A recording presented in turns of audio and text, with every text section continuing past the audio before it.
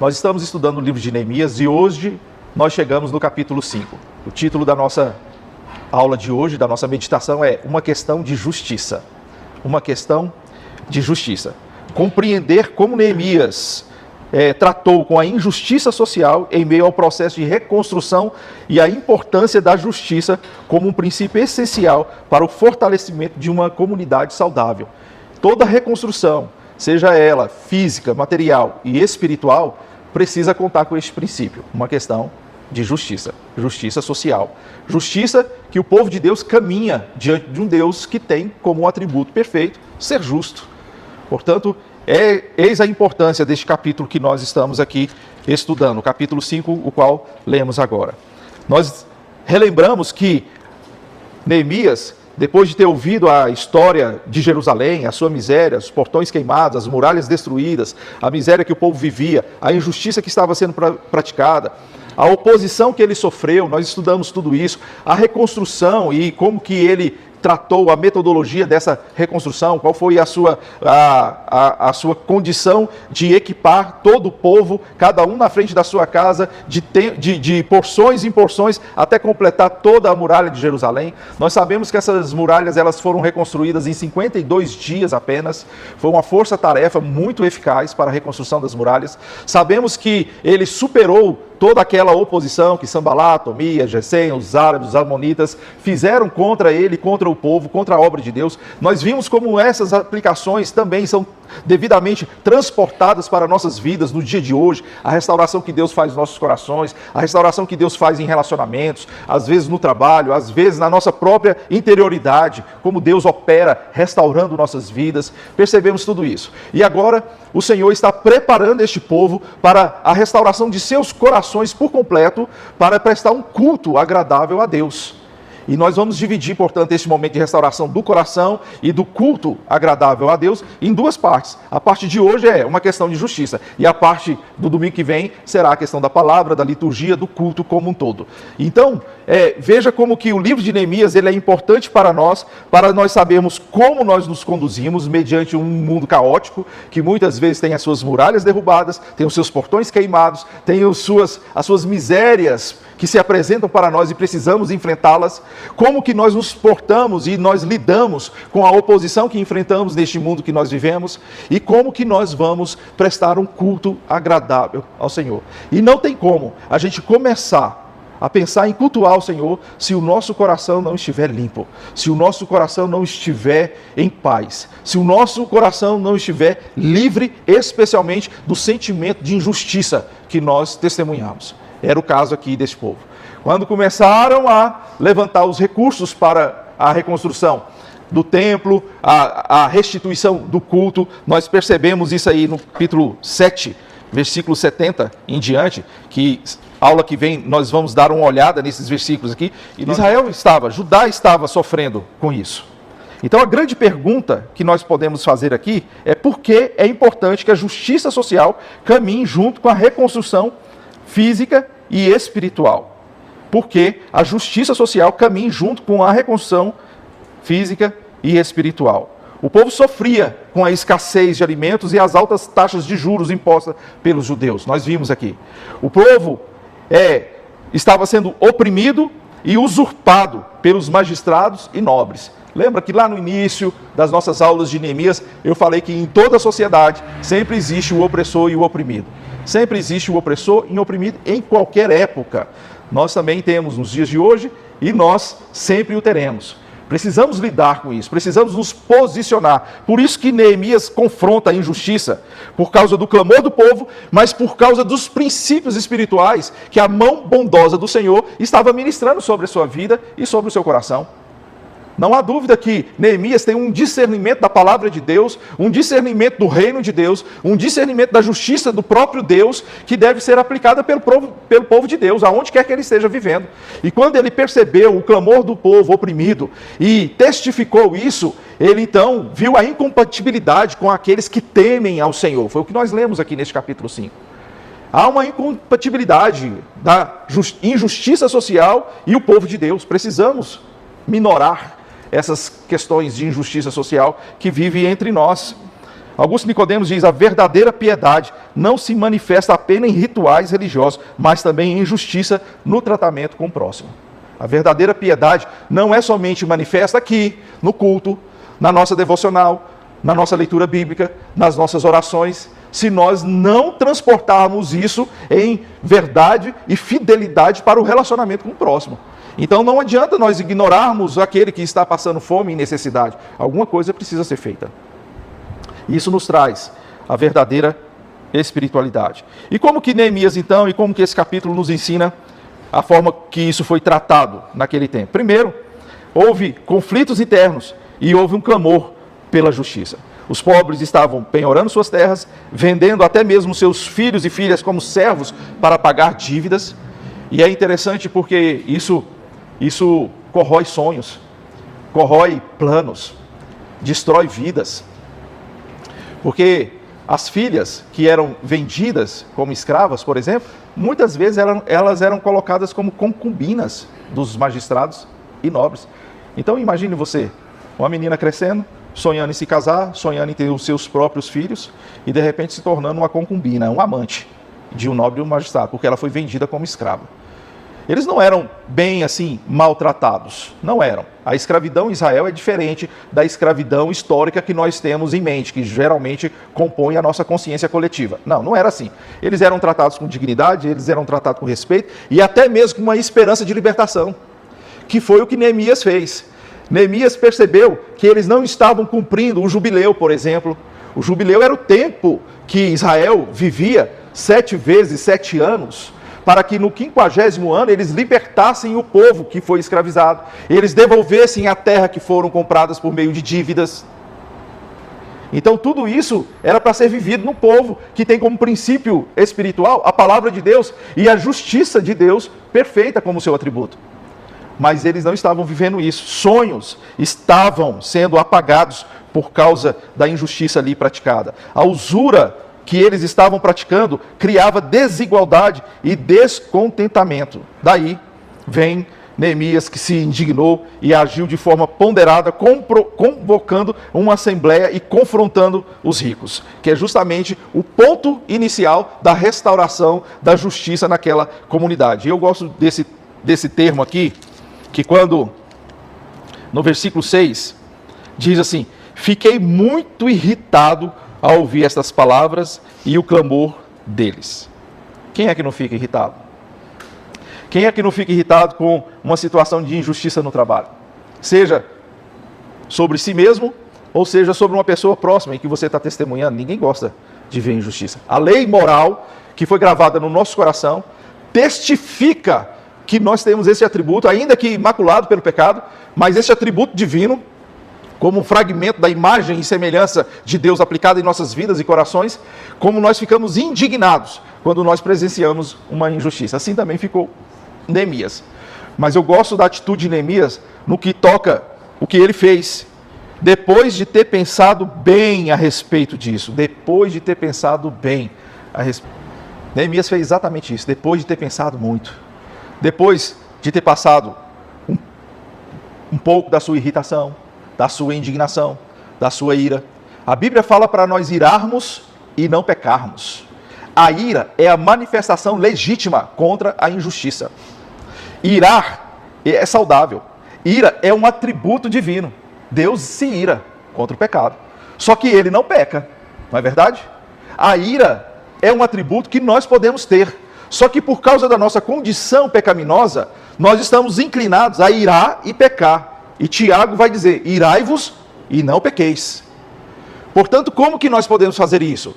Diante de uma manifestação de injustiça, de uma indignação, nós nos recolhermos em oração e deixar o nosso coração esfriar, o nosso coração arrefecer, para nós não pecarmos.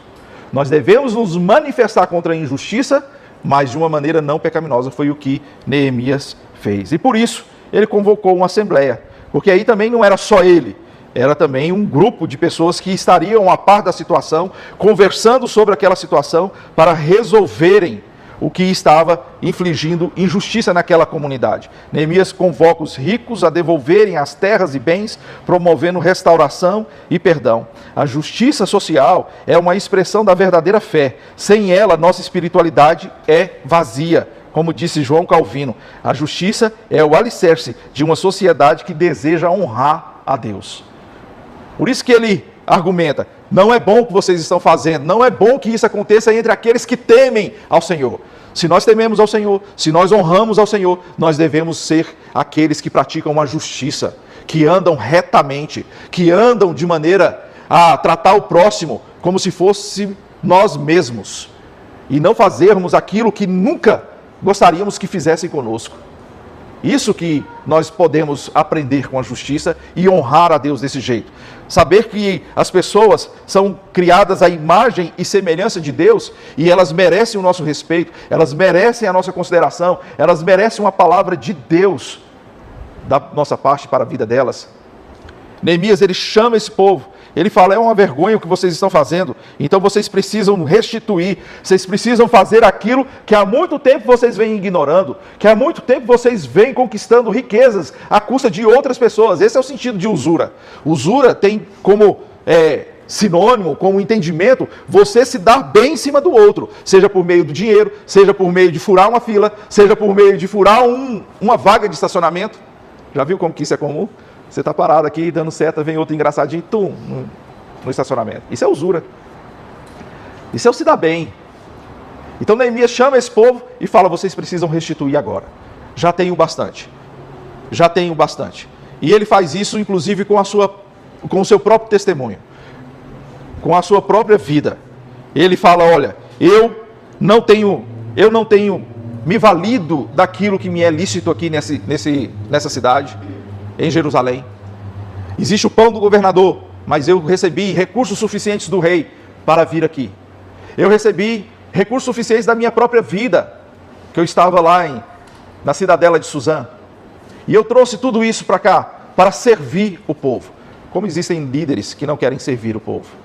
Como existem líderes que querem, na verdade, se valer da lã das ovelhas. Simplesmente se valer daquilo que eles conseguem extrair da comunidade. E não injetar, e não investir, e não dar o exemplo de que ele é fiel a Deus, de que ele é temente a Deus, praticante de justiça, praticante da verdade, praticante daquilo que é bom, reto e é agradável ao Senhor. Neemias fez essa convocação e depois chamou esse povo para um compromisso. Após essa correção, Neemias faz o povo jurar que não voltaria mais a praticar essas injustiças. A importância de um compromisso público diante de Deus e da comunidade. Eu cito aqui Martin Lloyd Jones, a renovação espiritual genuína sempre resultará em mudanças práticas no comportamento social. A renovação espiritual genuína sempre resultará em mudanças práticas no nosso comportamento diante da sociedade. O voto com Deus é um voto sério. A Bíblia fala que nós não devemos fazer voto de tolo. Não devemos fazer imposição precipitada de mãos para fazermos juramentos ou qualquer tipo de consagração. Portanto, nós precisamos ter isso bem definido no nosso coração. Dispostos a mudar de fato de verdade. Eu não estou falando daquelas promessas que quando nós erramos e existe um processo inicial que até nos libertarmos completamente dos nossos comportamentos, nós temos as nossas recaídas. Então nós nos comprometemos à mudança, mas em função de um condicionamento já há muito tempo, de um comportamento equivocado, de um comportamento que não glorifica a Deus, vez ou outra nós caímos naquilo e nos demoramos um pouquinho mais para nos vermos completamente livres desse comportamento. Não estou falando dessas quedas, não estou falando desses desvios, eu estou falando do compromisso genuíno em melhorar. Do compromisso genuíno em fazer uma aliança com Deus, em colocar diante do Senhor, em orar, em buscar, e naquilo que é possível imediatamente fazer a sua restituição, fazer. Estou falando de pedir perdão para a pessoa de maneira quebrantada, legítima, de maneira séria. Olha, me perdoe, de fato e verdade. Eu me lembro de Paulo vai dizer aos Colossenses que nós devemos perdoar uns aos outros, assim como Cristo nos perdoou. E me diga uma coisa, como foi que Cristo te perdoou? Quando você estava completamente corrigido? Quando você estava completamente certo? Já alinhado? Quando você estava completamente arrependido dos seus pecados? Não! Porque Paulo também vai falar em Romanos 5,8 que a maior prova de amor de Jesus Cristo, a maior prova de amor de Deus para conosco, foi o fato de Jesus Cristo ter morrido por nós, quando nós ainda éramos o quê? Quando ele estava na cruz do Calvário, que olhou para aquele bando de gente, zombando da cara dele, morrendo na cruz do Calvário, dizendo, você não é rei, sai daí. O que ele disse? Perdoa-os, porque eles não sabem o que fazem. Ou seja, não tinha arrependimento, não tinha correção, não tinha nada ali para que tivesse um motivo sequer para exercer o perdão, mas ele perdoou. E Paulo vai falar, como ele perdoou, perdoe você também. Então, de vez em quando, nas nossas brigas conjugais, porque tem, né? Quem não tem, tem que ir para o céu. Já tá, é anjo, não tem que ficar aqui na terra. É anjo, tem que estar lá no céu. Aí eu vou pedir perdão para a Sheila. Aí ela fala assim, mas você não mudou. Você não está arrependido de verdade. Eu falei, a sua obrigação é perdoar. A minha obrigação é me arrepender. Deixa que a minha obrigação eu vou cuidar com Deus. A sua é me perdoar. Nós precisamos fazer uma aliança com Deus de arrependimento e mudança de vida. Só assim nós iremos honrar a Deus e praticar justiça na sociedade. Porque se nós fecharmos os olhos para as nossas mazelas, nós nunca conseguiríamos abrir os nossos olhos para as mazelas do próximo. Ou então faremos isso de uma maneira que julga, de uma maneira que critica, que reclama. E essa não é a vontade de Deus para nossas vidas. Portanto, a aliança que o povo faz, eles falaram assim, nós vamos restituir e nada pediremos deles. Gente, esse povo era tão rico, esse povo tinha enriquecido tanto a custas desses pobres, porque aí sim, olha lá no capítulo 7, versículo 70, alguns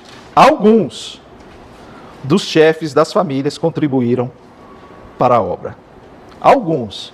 Esses alguns aqui, eles contribuíram com ouro, contribuíram com 530 vestes sacerdotais. 530 vestes sacerdotais.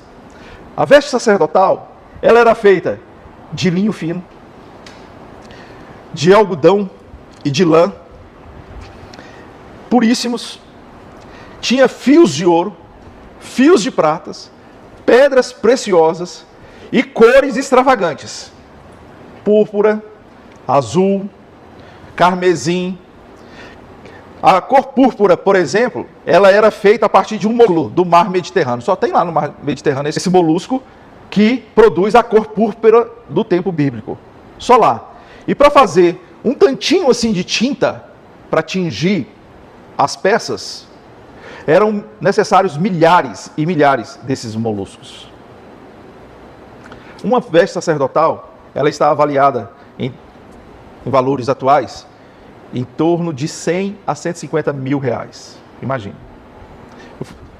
Agora uma veste sacerdotal, que era manual, feita artesanalmente, ouro, pedras preciosas, tinha no mínimo 14 pedras preciosas, que são 2 nos ombros e 12 no peitoral, 100 mil reais a 150 mil reais. E eles doaram quantos?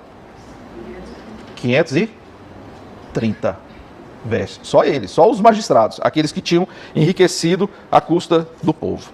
Portanto, fazer uma aliança e fazer um compromisso em abandonar a prática é nós, de fato, de verdade, pagarmos o preço para isso. E é onde nós às vezes não queremos, porque queremos sempre o acúmulo.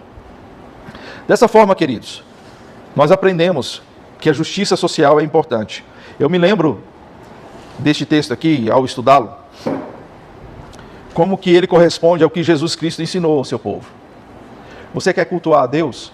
Observe o que está ao seu redor, observe o que está no seu coração, e antes de você ir lá e entregar a sua oferta a Deus, vá e resolva essa situação com o seu irmão.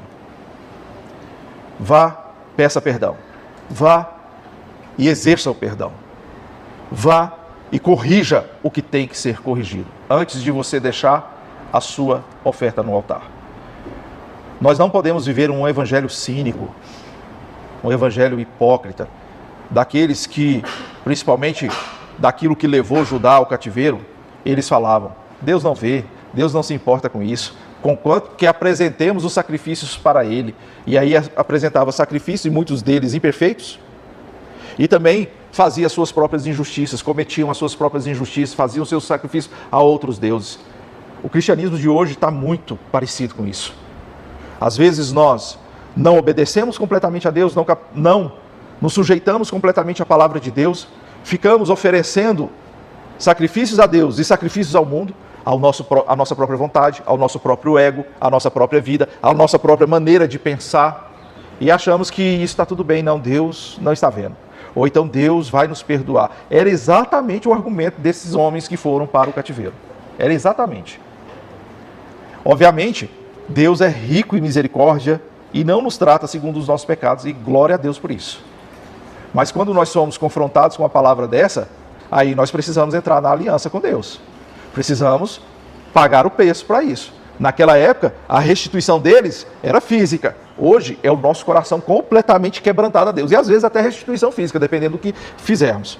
E eu gosto muito de um texto que eu costumo brincar com as pessoas quando a gente dá uma aula, principalmente séria, assim. Está em Tiago, capítulo 4, versículo 17. Se você puder abrir. Esse versículo aqui foi, assim, um dos primeiros versículos fora daqueles clássicos do Evangelho que eu decorei. Eu morava em uma rua e na esquina de casa tinha uma igreja bem grande. E no muro dessa igreja era esse versículo estampado. Então todas as vezes que eu saía de casa, eu dava de frente com esse versículo. Portanto, aquele que sabe que deve fazer o bem e não faz, nisso está pecando. A versão que tinha lá não era assim: portanto, aquele que sabe o bem que deve fazer e não faz, nisto está pecando. Aí eu falo, às vezes era melhor ter ficado em casa, não era não? Porque agora você sabe o bem que você deve fazer. E se você não fizer, estará pecando. Está vendo só? Portanto, é esse tipo de compromisso com Deus. É esse tipo de quebrantamento na presença de Deus. Não dá para a gente cultuar a Deus com o coração impuro. Não dá para a gente cultuar a Deus na prática constante daquilo que causa injustiça entre nós, seja na nossa comunidade mais próxima, ou seja na nossa sociedade mais distante. Nós precisamos ouvir o clamor daqueles que estão sofrendo injustiça, nós precisamos restaurar a justiça, e nós precisamos fazer uma aliança com Deus, para que a glória dele seja refletida nessa sociedade e nos nossos corações. Eu quero terminar essa nossa mensagem, esse nosso estudo, trazendo uma pergunta para que você reflita sobre ela. Quais são os desafios sociais que vemos em nossa comunidade e como podemos, como igreja, ser instrumento de justiça? Quais são os desafios que nós enxergamos ao nosso redor? Nós vamos fazer o culto de ações de graça. O culto de ações de graça, ele comumente na igreja evangélica, ele é realizado para que as pessoas tragam uma porção da benevolência de Deus sobre a sua vida, como uma expressão de gratidão diante da igreja. Na época dos colonos americanos, principalmente os puritanos que foram da Inglaterra para os Estados Unidos, eles acharam as suas terras, conquistaram suas terras, começaram a plantar, e depois do tempo de germinação, de crescimento, e veio a colheita, então eles separaram esse tempo para fazer o dia de ações de graças. Nasceu assim o dia de ações de graças. Joaquim Nabuco, um diplomata, foi aos Estados Unidos e presenciou essa festa. E ele ficou encantado, como que aquilo já estava enraizado na cultura daquele povo. Como aquilo manifestava a expressão de gratidão, a expressão de tributar honras e glórias ao Senhor. E eles, no início, o que eles faziam era chamando os seus trabalhadores, chamando os seus vizinhos, que às vezes não teve uma colheita tão satisfatória quanto a deles. Eles compartilhavam aquilo dali e tributando isso, honras e glórias ao Senhor. Com o decorrer do tempo, que foi perdendo essa característica rural, essa característica de colheita, a gente leva, então, aquilo que o Senhor tem ministrado em nossas vidas, seja por meio de uma questão financeira, ou então como uma questão de mantimentos, como vai ser aqui na Esperança. Uma cesta básica, ou mais de uma cesta básica. Às vezes a gente arrecada muita coisa, dependendo da igreja. Então, a gente coloca no altar, a gente ora, consagra, celebra pelas bênçãos que o Senhor tem derramado em nossas vidas, pelo sustento, pela vida, pelo vigor que o Senhor tem ministrado em nossas vidas. Quantas vezes nós superamos enfermidades esse ano? Quantas vezes você já superou uma enfermidade? E às vezes as pessoas morrem por causa de uma coisinha assim, ó. Será que a gente tem motivos para agradecer, como disse a Sara? Inúmeros.